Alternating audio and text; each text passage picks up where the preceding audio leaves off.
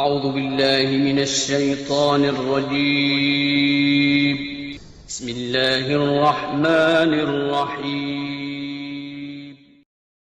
آج کے سلسلے درس بخاری میں ہم جس حدیث مبارک پر گفتگو کریں گے اس میں دوسری وحی کا تذکرہ ہے۔ گزشتہ سلسلے میں نبی پاک صلی اللہ تعالی علیہ وآلہ وسلم پر جو پہلی وحی نازل ہوئی اس وحی کا تذکرہ کیا گیا تھا، اقرأ بسم ربک الذی خلق، اور آج کے سلسلے میں ہم دوسری وحی پر بات کریں گے۔ یہ حدیث مبارک حضرت جابر بن عبداللہ انصاری رضی اللہ تعالی عنہ سے مروی ہے۔ انہوں نے اس حدیث مبارک کو بیان فرمایا۔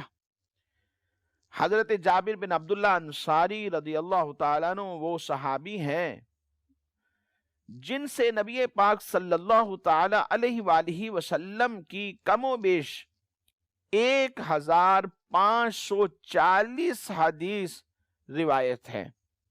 امام بخاری اور امام مسلم دونوں حضرات نے ان سے 210 احادیث کو روایت کیا۔ ان 210 احادیث کے اندر 58 روایات ایسی ہیں جن کے اوپر دونوں متفق ہیں، اور 26 احادیث ایسی ہیں کہ جن کو روایت کرنے میں امام بخاری رحمۃ اللہ تعالی علیہ منفرد ہیں، اور 126 روایات ایسی ہیں کہ جن کو روایت کرنے میں امام مسلم بن حجاج القشیری رحمۃ اللہ تعالی علیہ منفرد ہیں۔ جابر بن عبداللہ رضی اللہ تعالی عنہ آپ نے 94 سال کی عمر پائی۔ حضرت جابر بن عبداللہ انصاری رضی اللہ تعالی عنہ آخری عمر میں آپ نابینا ہو گئے تھے، آنکھوں کی بینائی چلی گئی۔ ان کی وفات کم و بیش 75 78 یا 79 ہجری میں مدینہ منورہ میں ہوئی۔ اور ناظرین، مدینہ منورہ میں وفات پانے والے صحابہ میں یہ آخری صحابی رضی اللہ تعالی عنہ تھے کہ جن کا انتقال مدینہ منورہ میں ہوا۔ صحابہ کرام علیہم رضوان میں جابر بن عبداللہ نام کے 3 اشخاص ہیں۔ ایک تو یہی جابر بن عبداللہ انصاری رضی اللہ تعالیٰ عنہ، اور دوسرے جابر بن عبداللہ بن رباب بن نعمان رضی اللہ تعالیٰ عنہ، اور جو تیسرے ہیں وہ ہیں جابر بن عبداللہ الراسبی رضی اللہ تعالیٰ عنہ۔ اور صحابہ کرام علیہم رضوان میں جابر نام کے 24 افراد موجود ہیں۔ ناظرین، یہ حدیث مبارکہ حضرت جابر بن عبداللہ انصاری رضی اللہ تعالیٰ عنہ نے بیان کی۔ اس میں آپ نے زمانہ فترت وحی کو بیان کیا، یعنی پہلی وحی کے بعد انقطاع وحی کا زمانہ، اور پھر ساتھ ہی دوسری وحی کا بھی تذکرہ فرما دیا۔ آئیے سماعت کیجئے۔ حضرت ابن شہاب زہری یہ کہتے ہیں کہ مجھ کو ابو سلمہ بن عبد الرحمن نے جابر بن عبداللہ انصاری رضی اللہ تعالیٰ عنہ سے یہ روایت نقل کی کہ آپ نے وحی کے رک جانے کے زمانہ کے حالات بیان کرتے ہوئے فرمایا کہ نبی اکرم رسول محتشم صلی اللہ تعالی علیہ وآلہ وسلم نے ارشاد فرمایا، ایک روز میں چلا جا رہا تھا کہ اچانک میں نے آسمان کی طرف ایک آواز کو سنا۔ میں نے اپنا سر آسمان کی طرف اٹھایا تو میں کیا دیکھتا ہوں؟ فَإِذَا الْمَلَكُ الَّذِي جَاءَنِي بِحِرَاءَ جَالِسٌ عَلَى كُرْسِيٍّ بَيْنَ السَّمَاءِ وَالْأَرْضِ فَرُعِبْتُ مِنْهُ فَرَجَعْتُ فَقُلْتُ زَمِّلُونِي۔ نبی پاک صلی اللہ علیہ وسلم ارشاد فرماتے ہیں کہ اچانک میں نے آسمان سے ایک آواز کو سنا تو میں نے اپنا سر اٹھا کر آسمانوں کی طرف دیکھا تو کیا دیکھتا ہوں کہ وہی فرشتہ جو غار ہیرا میں میرے پاس آیا تھا وہ آسمان اور زمین کے درمیان ایک کرسی کے اوپر براجمان ہے، بیٹھا ہوا ہے۔ میں اس سے مرعوب ہوا اور گھر آنے پر میں نے پھر کمبل اڑانے کی خواہش کو ظاہر کیا، زملونی، مجھے کمبل اڑاؤ۔ اس وقت اللہ تبارک و تعالی نے پھر حضور صلی اللہ علیہ وسلم کی طرف یہ آیات نازل فرمائی، یا ایہا المدثر، اے بالا پوش اوڑھنے والے، قم فانذر، کھڑے ہو جاؤ پھر ڈر سناؤ، وربک فکبر، اور اپنے رب کی ہی بڑائی بولو، وثیابک فطہر، اور اپنے کپڑے پاک رکھو، والرجز فہجر، اور بتوں سے دور رہو۔ نبی پاک صلی اللہ علیہ وسلم ارشاد فرماتے ہیں کہ فہمی الوحی وتتابع، اس کے بعد وہی تیزی کے ساتھ پے در پے آنے لگی، مسلسل آنے لگی، پھر وہی نہیں رکی۔ فہمیہ کا لفظ یہاں پر استعمال ہوا، یہ ہما سے ہے۔ ہما کا معنی ہے کسی چیز کا گرم ہونا، اور اس سے مراد یہ ہے کہ کسی چیز کا بکثرت آنا۔ جیسے ناظرین آپ نے مثالیں سن رکھی ہوں گی، بعض لوگ اپنے بازار کے حالات بیان کرتے ہوئے کہتے ہیں کہ آج بازار بڑا گرم تھا۔ مراد کیا ہے؟ آج کسٹمر بہت زیادہ تھے، گاہک زیادہ تھے، اور خرید و فروخت بہت زیادہ ہوئی، یعنی اچھی کمائی کر کے گھر لوٹے ہیں۔ اور کبھی یہ بھی کہہ دیتے ہیں کہ آج تو بازار ٹھنڈا تھا، بس ٹھنڈی پڑی ہوئی تھی۔ کیا مطلب؟ کہ آج خرید و فروخت کم ہوئی ہے، آج کسٹمرز کم تھے، آج کمائی کم ہوئی ہے، یہ مراد ہوتی ہے۔ اور اس کے ساتھ ساتھ ہی فہمیہ کے ساتھ جو لفظ استعمال ہوا وہ تتابع، تتابع کا لفظ اس سے مراد یہ ہے کہ کسی کام کا مسلسل ہونا، منقطع نہ ہونا۔ تو یہاں فہمی الوحی وتتابع، اس کے بعد وہی تیزی کے ساتھ پے در پہ مسلسل آنے لگی، مسلسل آتی رہی۔ یعنی پہلی وحی اقرأ بسم ربک الذی خلق، اس کے بعد وحی کا آنا چونکہ رک گیا تھا، انقطاع وحی ہو گیا تھا، اور جمہور کے قول کے مطابق کم و بیش 3 سال تک انقطاع وحی رہا۔ اور پھر اس کے بعد وحی کا جب نزول شروع ہوا تو پھر تسلسل کے ساتھ پھر وحی آنے لگی اور شروع ہو گئی۔ اور پھر فرمایا تابعہ عبداللہ بن یوسف وابو صالح وتابعہ ہلال بن رداد عن الزہری وقال یونس ومعمر بوادرہ۔ حضرت عبداللہ بن یوسف اور ابو صالح نے لیث سے روایت میں یحییٰ بن بکیر کی متابعت کی، اور ہلال بن رداد نے ابن شہاب زہری سے روایت میں عقیل کی متابعت کی، اور یونس اور معمر نے آپ کا دل کب کپا رہا تھا کی بجائے یہ کہا آپ کے کندھوں کے درمیان گوشت کب کپا رہا تھا۔ ناظرین، یہ ایک اصطلاح ہے جس کا ہم نے ذکر کر دیا ہے، وقت ملا تو سلسلے کے آخر میں انشاءاللہ اس کا تذکرہ کریں گے۔ اس حدیث مبارک کی جو فنی حیثیت ہے اس کے اوپر بات کرتے ہیں۔ اس حدیث مبارک کی سند کے اول راویوں کا ذکر نہیں ہے، اور اس کی سند کو ابن شہاب زہری رحمت اللہ تعالی علیہ سے شروع کیا گیا، اور جس حدیث کی سند کے اول حصے کو ذکر نہ کیا جائے اس کو تعلیق کہا جاتا ہے، وہ حدیث معلق ہوتی ہے۔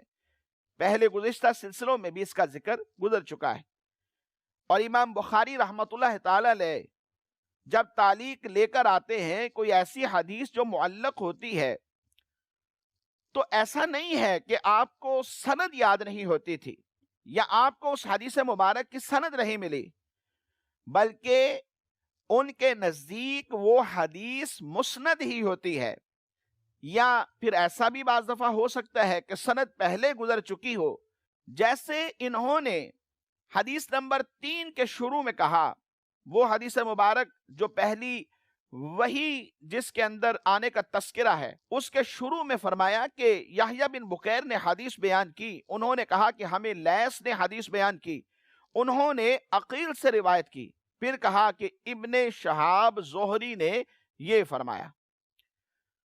تو بعض دفعہ یوں بھی ہوتا ہے کہ اس کے علاوہ جو تعلیق کی اور اغراض ہوتی ہیں، ان اغراض میں سے کوئی نہ کوئی غرض امام بخاری رحمۃ اللہ تعالی علیہ کے پیش نظر ہوتی ہے، اس وجہ سے آپ اس حدیث مبارک سے سند کو معلق ذکر کر دیتے ہیں۔ مثلا یہ بھی ہو سکتا ہے کہ وہ ثقات کے نزدیک معروف ہے، یا اس وجہ سے کہ اس کتاب میں کسی اور جگہ اس کا ذکر ہے، یا اس طرح کی کوئی اور وجہ بھی ہو سکتی ہے۔ علامہ بدر الدین عینی رحمۃ اللہ تعالی علیہ فرماتے ہیں کہ میں یہ کہتا ہوں اس حدیث کی سند بظاہر صورتاً معلق ہے، اگرچہ دوسری جگہ یہ حدیث مسند ہے، کیونکہ یہی حدیث کتاب الادب کے اندر اور کتاب التفسیر کے اندر بھی مذکور ہے، اور وہاں اس حدیث کی پوری سند کو امام بخاری رحمۃ اللہ تعالی علیہ نے ذکر فرمایا ہے۔ مدنی چینل کے ناظرین، فطرت وحی کیا ہے؟ فطرت وحی یہ انقطاع وحی کو کہتے ہیں، یعنی وہ دورانیہ کہ جس میں وحی آنے کا سلسلہ رک گیا تھا۔ حضرت جابر بن عبداللہ رضی اللہ تعالی عنہ نے اس بات کی طرف اشارہ کیا فطر الوحی سے۔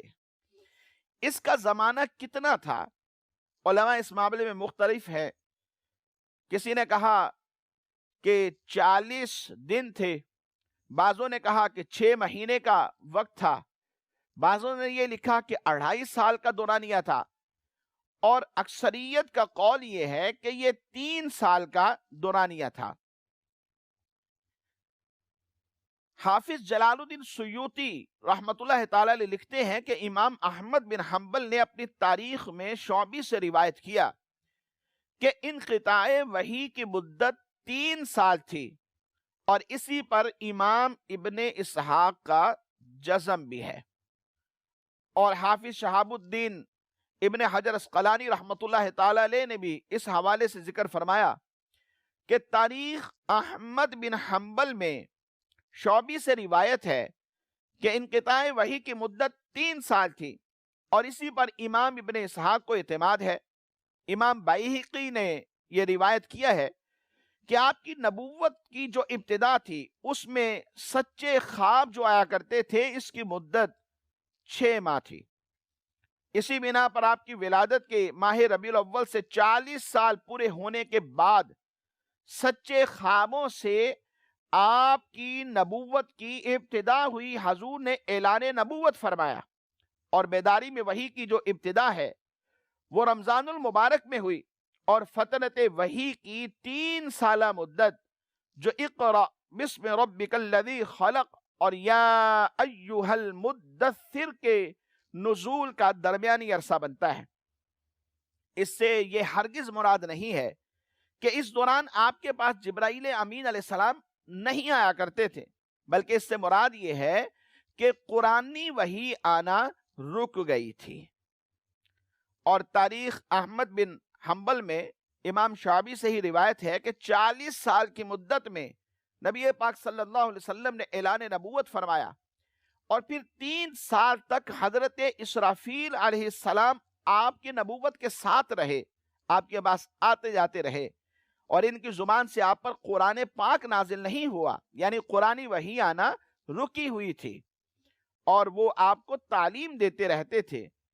اور جب 3 سال پورے ہو گئے تو حضرت جبرائیل امین علیہ السلام آپ کے پاس پھر آتے رہے، وہ آپ کے ساتھ رہے۔ ناظرین، یہ وحی آنا رک کیوں گئی تھی؟ اصل میں جب پہلی وحی آئی تو علماء فرماتے ہیں کہ نبی پاک صلی اللہ تعالی علیہ وآلہ وسلم کو سخت گھبراہٹ کا سامنا ہوا، تو آپ کو وحی سے مانوس کرنے کے لیے اور آپ کو وحی کا اشتیاق دلانے کے لیے کچھ عرصہ حضور نبی پاک صلی اللہ تعالی علیہ وآلہ وسلم پر وحی کا سلسلہ روک دیا گیا، اور یہ وہی مدت 3 سال کا تقریباً عرصہ بنتا ہے۔ ناظرین، اس حدیث مبارک کے آخر میں ایک اصطلاح کا ذکر تھا جس کے بارے میں ہم نے اشارہ کیا کہ آگے چل کر وقت ملنے پر اس کا تذکرہ کریں گے۔ وہ یہ تھا کہ حضرت عبداللہ بن یوسف اور ابو صالح نے لیث سے روایت میں یحییٰ بن بکیر کی مطابقت کی، اور ہلال بن رداد نے ابن شہاب زہری سے روایت میں عقیل کی مطابقت کی، اور یونس اور معمر نے آپ کا دل کپ کپا رہا تھا کی جگہ آپ کے کندھوں کے درمیان جو گوشت تھا وہ کپ کپا رہا تھا۔ اگر دیکھا جائے تو بخاری شریف کی تیسری حدیث مبارک جو یحییٰ بن بکیر اور عقیل سے گزری ہے، جس میں پہلی وحی کا تذکرہ ہوا، اس کی سند کے حوالے سے فرمایا کہ اس میں دو راویوں یحییٰ بن بکیر اور عقیل یہ متابع بھی ہیں۔ متابعت کیا ہوتی ہے؟ اگر کوئی راوی حدیث میں اپنے شیخ سے روایت کرنے میں متفرد ہو، یعنی اس کے علاوہ اور کوئی راوی اس حدیث کو اس کے شیخ سے روایت نہ کر رہا ہو، صرف اسی ایک نے روایت کی ہو، تو اس حدیث کو غریب اور فرد کہا جاتا ہے۔ لیکن پھر اگر بعد میں تحقیق و تتبع سے یہ بات معلوم ہو جائے کہ اور راوی بھی اس شیخ سے روایت کر رہے ہیں، تو وہ روایت پھر غرابت سے نکل جاتی ہے، اور اس متفرد راوی کو متابع یعنی با کے زبر کے ساتھ، اور متابعت کرنے والے راوی کو متابع یعنی با کے زیر کے ساتھ، اور اس کے شیخ کو متابع علیہ کہا جاتا ہے۔ آئیے اس حدیث کی سند کو دیکھیے۔ اس حدیث کی سند میں یہ گمان کیا جا رہا تھا کہ یحییٰ بن بکیر اس حدیث کی روایت کرنے میں اپنے شیخ لیث سے متفرد ہیں، اس بنا پر اس حدیث کو غریب اور فرد کہا جا رہا تھا کہ یہ صحیح غریب ہے، صحیح فرد ہے۔ بعد میں جب تحقیق اور تتبع کی گئی تو معلوم ہوا کہ عبداللہ بن یوسف اور ابو صالح بھی اس حدیث کو لیث سے روایت کر رہے ہیں، لہذا اس اعتبار سے اگر دیکھا جائے تو یہ حدیث پھر غرابت سے نکل جاتی ہے، اور عبداللہ بن یوسف اور ابو صالح یہ متابع ہیں، اور یحییٰ بن بکیر یہ متابع ہیں، اور لیث پھر اس سند کے اندر متابع علیہ ہیں۔ اسی طرح اس حدیث کی سند میں عقیل کے بارے میں یہ گمان کیا جا رہا تھا کہ وہ اس حدیث کی روایت میں محمد بن مسلم بن شہاب زہری رحمت اللہ تعالی علیہ سے متفرد ہیں، لیکن بعد میں جب اس کے اوپر تحقیق کی گئی اور تتبع کی گئی تو معلوم یہ ہوا کہ ہلال بن رداد نے بھی اس حدیث کو ابن شہاب زہری سے روایت کیا ہے، تو لہذا اس اعتبار سے اگر دیکھا جائے تو یہ حدیث پھر غرابت سے اور فرد ہونے سے نکل گئی۔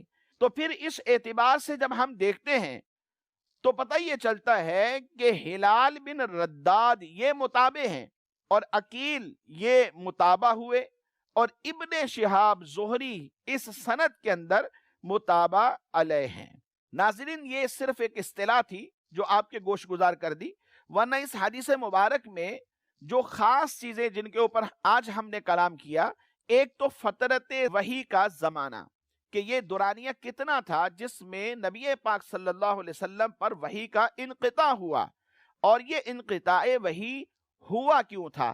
اس کے ساتھ ساتھ آپ نے آج کے سلسلے میں یہ بھی جانا کہ اس حدیث کی فنی حیثیت کیا ہے، کہ یہ حدیث معلق اور معلق کیوں ذکر کی گئی، اور امام بخاری رحمت اللہ تعالی علیہ جب ایسی کوئی حدیث لے کر آتے ہیں تو آپ کا نظریہ اس میں کیا ہوتا ہے، اور پھر جابر بن عبداللہ رضی اللہ تعالی عنہ کے کچھ حالات بھی آپ کے سامنے بیان کیے۔ ناظرین، آج کے ہمارے سلسلے کا وقت اختتام کو پہنچا۔ دعا کرتے ہیں اللہ تبارک و تعالی ہم سب کو احادیث مبارکہ ذوق شوق سے سننے، پڑھنے اور عمل کرنے کی توفیق نصیب فرمائے۔ آمین بجاہ النبی الامین صلی اللہ تعالی علیہ وسلم۔